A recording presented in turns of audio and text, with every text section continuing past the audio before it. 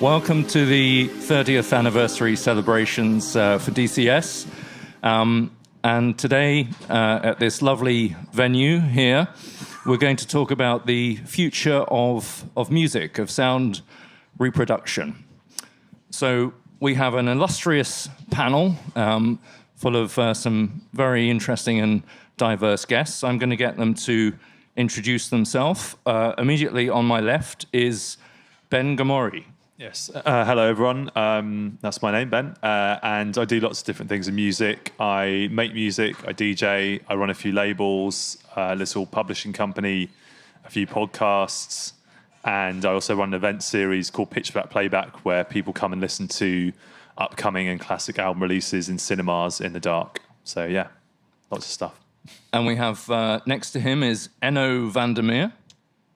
Hello, I'm the founder and CEO of a company called Roon Labs. We make a piece of software that sort of deals with the experiential layer of engaging with music, helping you organize your files and streams and play them back to a variety of different devices. Okay, and in the middle is David Stephen. Hi everyone, I'm David Stephen. I'm the Managing Director of dCS, and we develop digital audio systems. So we take the bits that people like Enno send us, and we convert it to analog, which you hear through the speakers. And then we have someone I'm sure many of you know, Tony Faulkner. Hello. I'm not used to being this side of a microphone. I represent the agricultural end of the community. I put microphones in front of musicians and record it, and then whatever happens afterwards isn't really my problem. I try and anticipate what the problems might be, but I'm a sound engineer. And I'm probably dCS's first customer when they used to make professional A to D converters and D to D converters, and they convinced me with the original 902, was it? I've got serial number 2A in the garage, rusting at the moment. And on the left is Paul Noble. Hello. Oh, hello. I'm the founder and artistic director of Spiritland, which you're sitting in at the moment. And before that, I was a sound engineer at the BBC and a producer and a DJ and a sort of music nerd, which led me to building this place. Thank you, guys.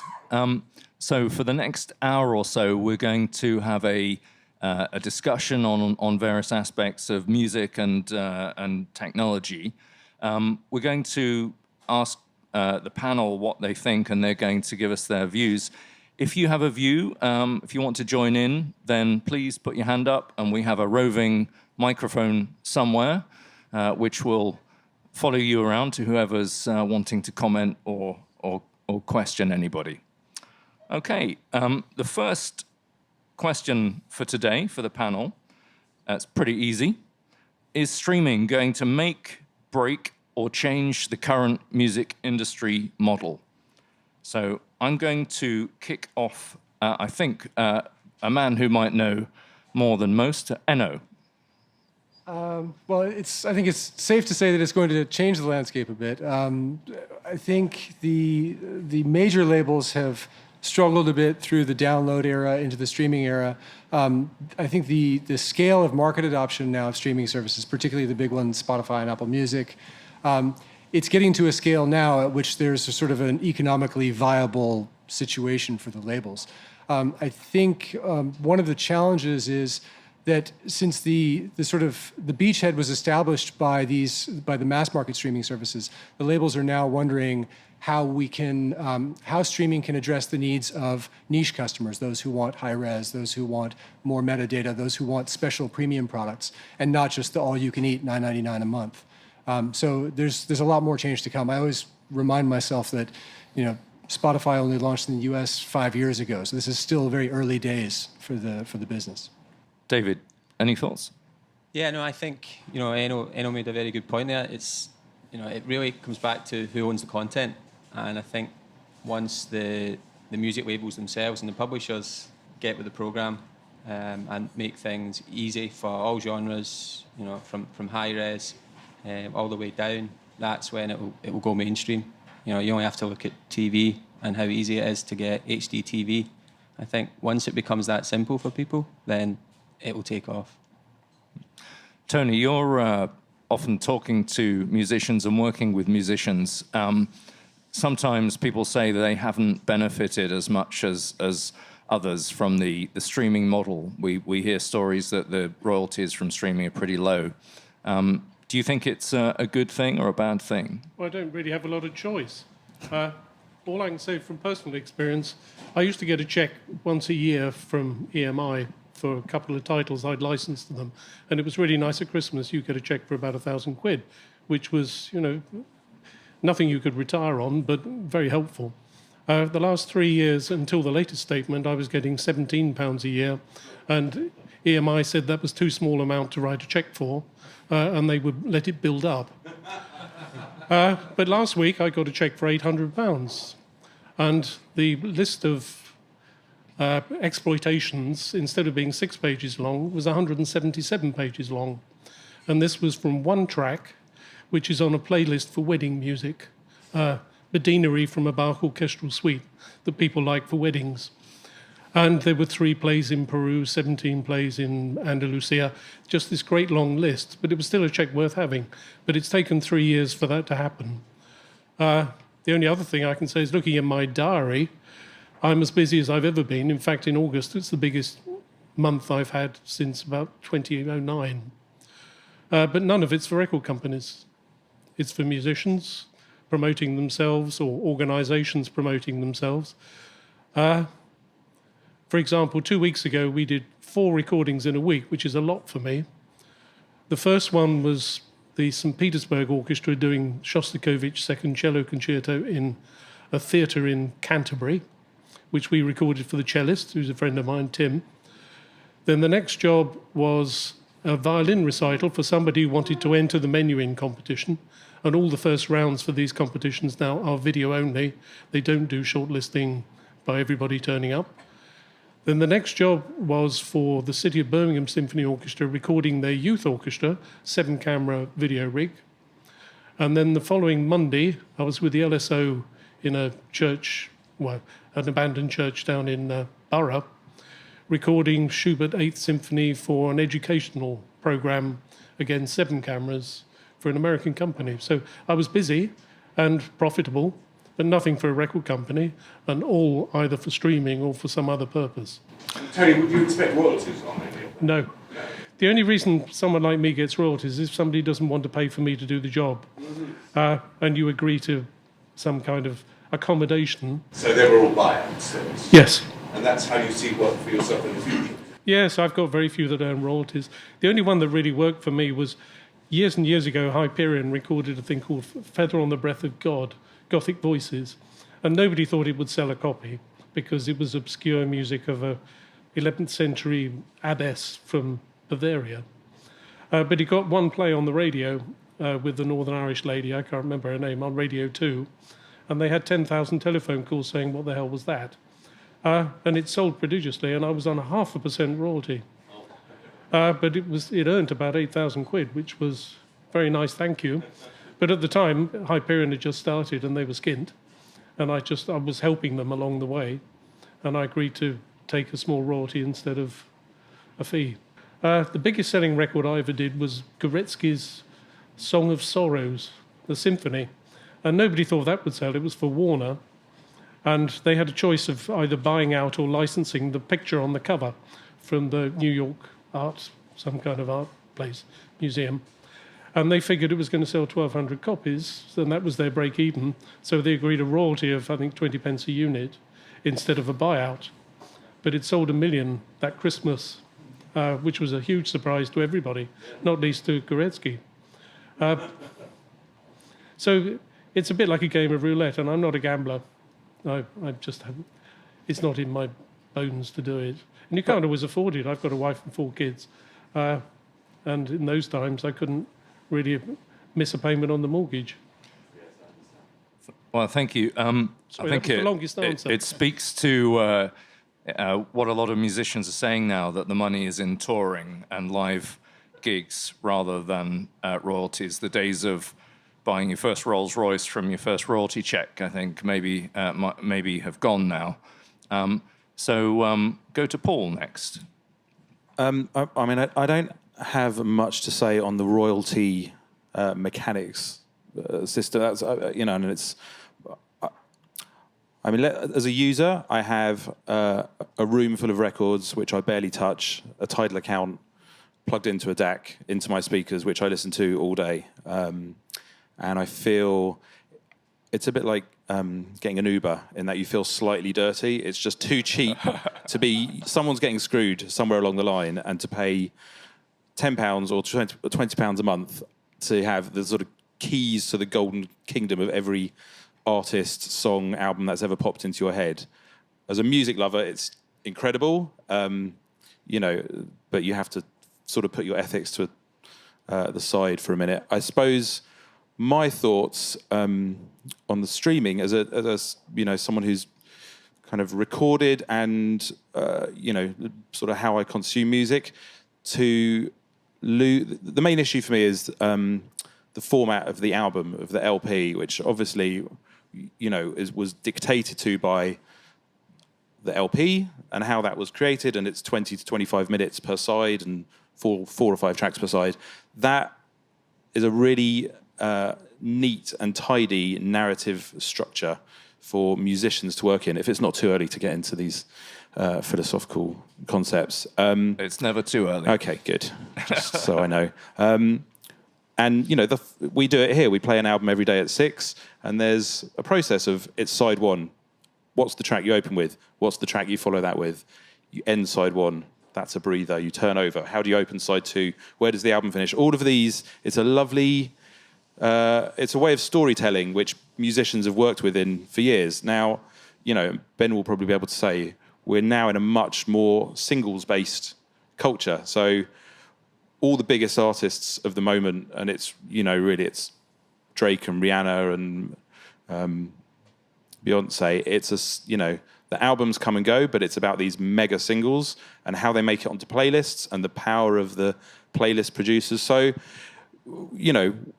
we can all look back fondly on the era of the album and the LP and how that's been crafted by musicians. But the main thing for me it's done is totally changed how people listen to music and the context they see it in. And now, an endless playlist of tracks, if it goes on in the background meaninglessly and sort of dribbles out over the speakers, or if it's something which you're really engaging with, listening to these 20 tracks in a sequential order. When we talk about it breaking the music industry, I suppose it does a lot of damage to the artists. And an example is the Horrors put out an album 2 weeks ago. It's incredible. It's the best thing they've ever done. It's such a strong album, and it will come and go. And people who are interested will listen. Those who won't will never find it. The sort of the time and devotion that you used to give to an album, streaming has killed that. So I'm not anti, but that's an issue. Yeah, I would say, obviously we're at the high end of music playback, and what we see a lot of is that streaming and playlists is fantastic for music discovery, but a lot of people still love that act of, whether it be vinyl or putting a disc in the machine and listening to a complete performance, be that an album. But those people are less and less. I think anyone who's 5 years or younger than me, it's all about a playlist, a single, bang, swipe to the next artist. I think I don't know if it's on. I think there is that is always the narrative that gets told about this. But I do know people younger than me who are voraciously listening to the same album over and over again. It just depends what your consumption habits are like. Like, I definitely bemoan that loss of, like, what you're just saying about the Horrors. Like, I'll get really into an album and I'm trying to force myself to listen to it repeatedly now, so it sticks in my mind and I remember to go back to it. But invariably, because I'm one of those people who I use Spotify and I'll go to the new releases tab on Spotify every week and just listen to what's new, because I just kind of like to hear what's out there. I'm churning it so quickly that I'm forgetting about those albums. Yeah. And I think there's there should be a sort of duty or responsibility on behalf of the streaming platforms to do something to put the albums that we liked and listened to in front of us again. I've never seen anything on any streaming service which is like, you haven't listened to this album in a while, you listen to it loads then, or here are your, Spotify gives you your most listened to tracks and artists of the year about your most listened to albums, like it'd be very easy for them to incorporate that. So I'd like to see more stuff like that, which just keeps us going back to those great albums because they're still out there. What I guess you could also say on the other sort of side of the coin or edge of the sword is that maybe it's sort of doing us a favour in terms of artists not feeling like they have to do an album because we're probably avoiding a lot of dross that way, whereas people that used to be the be all and end all. So maybe there's sort of less crappy albums to sift through, but there's more crappy singles. I'm not sure. Fewer filler tracks then. Yeah, I guess. I guess the other sort of side of it I'm interested about is the economical side that we touched on there, and there's sort of different elements to it. I mean, one is I'm sort of haven't quite figured out how to reconcile streaming services getting more people on board and wanting them to listen to more music more of the time, but then the marginal royalty from the £10 a month they're giving is going down. So there's actually a disincentive for streaming platforms to get you to listen to new music. So that I haven't sort of quite figured out. And then another thing, which is maybe you could call it a misconception that I think is good to bring up, is people complain about how low royalties are on Spotify. But if you actually do the maths and compare it to the amount of money that you get for radio play per person who heard that song, it tallies up, actually, I think, on the streaming, you're getting more money. So it just depends how you look at it and how you frame that narrative. But, we are getting to a point, like we say, that it's becoming more of a sustainable thing. And, like it or not, it's the future. So we've got to deal with it and figure out how to make money from it. What about the vinyl revival, though? Because a younger demographic now is starting to want to get back into vinyl. Well, I mean, there's a lot of answers to that, I guess. You're definitely right. Loads of young people are buying vinyl. And I think I saw some crazy statistic that most people who are buying vinyl don't have a record player. So they're buying it as like a trophy, and you can understand if you've grown up and all you've ever known is just like being bombarded with content and choice and just this digital intangible stuff. Having something physical is quite nice. So, but I think there's those people are still listening to the music on streaming services as well. They must be, if that's they're discovering that music, buying a record, they don't have a turntable. So I think the two things can coexist. But yeah, the vinyl thing is very weird at the moment in that sense. Just that it's just being bought and not listened to. Why are we bothering? But yeah, it's a strange dynamic. I have to agree that the vinyl and digital, or vinyl and streaming, are not mutually exclusive, and they're two different use cases. Streaming is obviously very convenient. You can lean back and do it easily. Listening to vinyl is a ritual. It's a deeply immersive experience, and something that you do proactively. So we see a lot of customers doing both. It just depends on their use case, what they're doing at the moment. And I think the point of collecting the physical object as a sort of a badge of honor there's something to that. It certainly was when I was collecting vinyl, that, look at my collection, you can tell something about me on the basis of what I've chosen to buy. Sorry. I was just going to say it might be vaguely interesting just to give my perspective from someone who's doing tiny, 300, 500 presses of vinyl, most of which will come out digitally a couple of weeks later, some of which is vinyl only. And I was really interested to try and test my assumption that most people who buy vinyl will not only buy it because it's only available on vinyl. That is to say, they won't go into a record shop, listen to a record and see if it's coming out digitally and then not buy the record. I'm one of those people because I'm a cheapskate. But I did a Facebook post and a Twitter poll to see if this was actually the way people think. And actually, it seems a lot of people are like that, and they will either wait for the digitals to come out. And I think most people were saying if it's an exceptional record, I might buy it to sort of support the artist. But there are a lot of people who are seeing them as essentially a homogenous project as well. So, but that's it's a very small fraction of the vinyl market, tiny. There's an interesting parallel with the hardback book market. So that's holding up really well. And at the same time, people are reading on, portable devices and Audible as well, as audiobooks. So it's fair to say that the two aren't necessarily exclusive. It's not either or. A lot of people are using both, aren't they, for different reasons. So anyone else in the audience have any comments on this? Can you pass the microphone? No. Yeah, it's a couple of points really. This need to have a physical object, be it a vinyl record or a CD, is a great motivator for some people.